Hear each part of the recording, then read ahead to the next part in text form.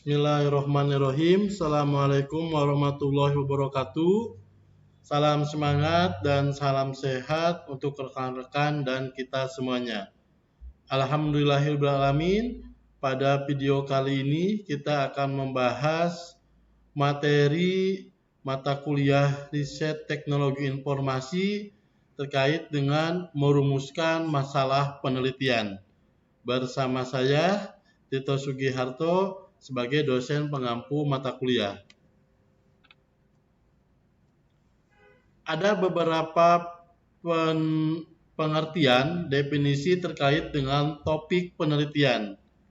Tentu ketika kita akan melakukan sebuah riset atau sebuah penelitian, penting sekali bagi kita untuk menentukan topik penelitian yang akan kita ambil. Menurut Howe, terkait dengan topik penelitian, ini menyebutkan bahwa topik itu adalah landasan dasar yang harus dimiliki sebelum langkah penelitian dilakukan. Ini penting sekali, karena hal ini menyangkut proses syarat terbentuknya wacana percakapan yang baik dan secara sistematis dilakukan untuk meningkatkan kredibilitas penelitian yang dilakukan. Kalau menurut Sage, topik penelitian ini disebut sebagai subjek penelitian atau rumusan masalah yang menarik minat peneliti saat melakukan penelitian. Topik penelitian didefinisikan dengan baik, ini menjadi titik awal dari setiap proyek penelitian yang berhasil. Oleh karena itu, ketika rekan-rekan nanti akan melakukan suatu penelitian, penting sekali rekan-rekan topiknya ditentukan terlebih dahulu. Kira-kira rekan-rekan mau masuk ke dalam topik yang mana? Menurut Touchman di tahun 1999, ini terdapat 12 isu di dalam memilih topik penelitian. Yang pertama perlu diperhatikan yaitu jumlah pilihan yang dimiliki. Yang kedua, motivasi. Ada tidak motivasi di dalam melakukan penelitian dalam topik tersebut. Yang ketiga, terkait dengan regulasi dan harapan. Nah, ada nggak regulasi dan harapan yang disiapkan? Yang keempat, subjek atau bidang studinya. Nah, ini penting sekali. Terus yang kelima, contoh riset sebelumnya. Ini akan mempermudah kita dalam melakukan penelitian kalau kita memiliki bahan dari riset-riset sebelumnya. Yang keenam terkait dengan ukuran topik. Ukuran topik dan waktu yang tersedia ini penting sekali di dalam keterselesaian penelitian kita. Karena kalau kita tidak menentukan ukuran dan waktu, ini bisa saja penelitian kita akan menjadi lebih lama. Yang kedelapan terkait dengan biaya riset, tentu kita harus mempertimbangkan. Contoh ketika di program S1 Teknik Informatika, rekan-rekan membuat sebuah aplikasi dan rekan-rekan membuat sebuah alat dengan basicnya adalah IoT, tentu jumlah anggaran yang dikeluarkan akan berbeda. Oleh karena itu harus dipertimbangkan juga terkait dengan biaya riset.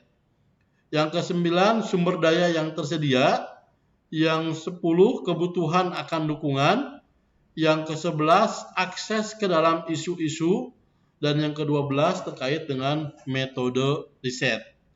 Kalau saya analogikan, misal rekan-rekan mau ngambil judul skripsi, topiknya bisa banyak sekali. Apakah berhubungan dengan image processing, contohnya adalah augmented reality, virtual reality, pengolahan citra, enkripsi, dekripsi, steganografi, kriptografi, atau rekan-rekan ingin mengambil topik di bidang IoT. Nah, ini sudah menjadi pertimbangan. Yang ketiga, ataukah mau mengambil di bidangnya adalah game. Nah, nanti menjadi pertimbangan. Perhatikan 12 isu di dalam topik memilih topik penelitian ini. Menurut Bell 2006, terdapat 8 cara untuk memikirkan sebuah topik penelitian atau topik riset. Nah, ini penting sekali ketika rekan-rekan mau memilih dari berbagai topik yang ada, kita harus memperhatikan ini. Yang pertama, bertanya kepada penyelia, dosen, teman, kolega, klien, atau mitra terkait dengan topik-topik yang tersedia. Kita harus mencari informasi. Yang kedua, melihat hasil riset sebelumnya. Ini penting sekali. Dengan kita melihat hasil riset sebelumnya, kita dapat mengetahui masalah, proses, dan solusi dan hasil.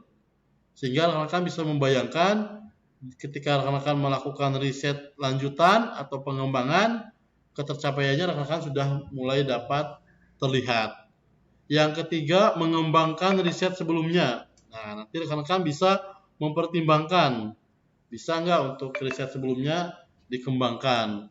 Yang keempat, menghubungkan riset dengan minat kita yang lain.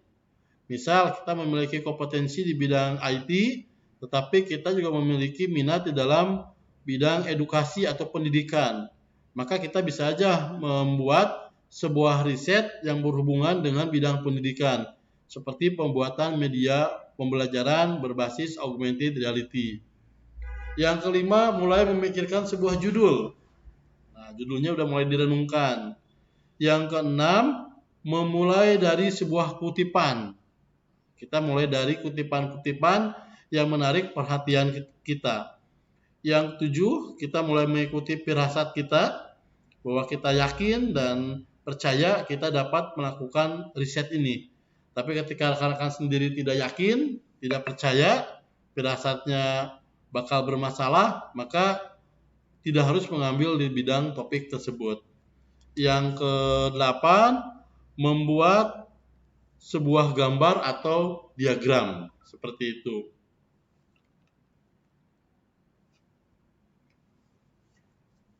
Topik penelitian bisa dicari ini berdasarkan jurnal penelitian. Jadi rekan-rekan bisa mencari dari jurnal, atau yang kedua berdasarkan studi lapangan atau turun ke lapangan langsung untuk mencari suatu masalah atau isu-isu tertentu.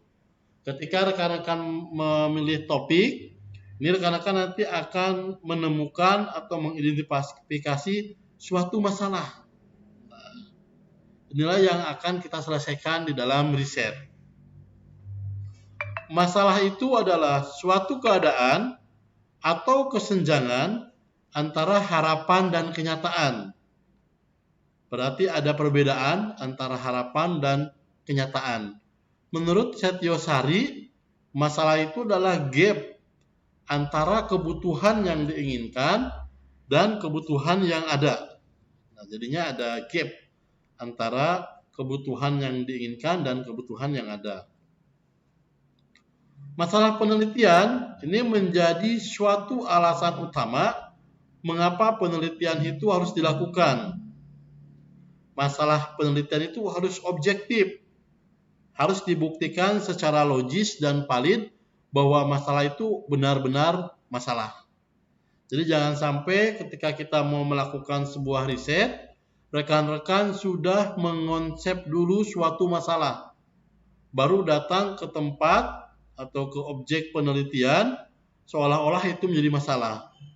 Nah, tidak seperti itu. Rekan-rekan harusnya membawa sesuatu yang kosong dulu, datang ke objek penelitiannya dulu, baru melakukan wawancara atau studi lapangan, baru diketahui masalah di tempat objek tersebut. Dan baru kita menentukan tools, alat atau metode apa yang tepat untuk menyelesaikan masalah tersebut. Seperti itu. Jadi jangan sampai contoh rekan-rekan mau melakukan riset tetapi sudah punya ide dulu, saya mau bikin augmented reality untuk pembelajaran mata pelajaran olahraga di sekolah. Datanglah ke sekolah dengan konsepnya menanyakan berbagai kegiatan mata pelajaran olahraga. Tidak seperti itu. Jadi rekan-rekan datang dulu ke objeknya, ngobrol dulu, wawancara dulu, diskusi dulu, baru rekan-rekan menentukan, oh ini ada masalah. Tools apa, metode apa yang akan digunakan, baru ditentukan setelah mendapatkan data dari sumber masalah yang ada.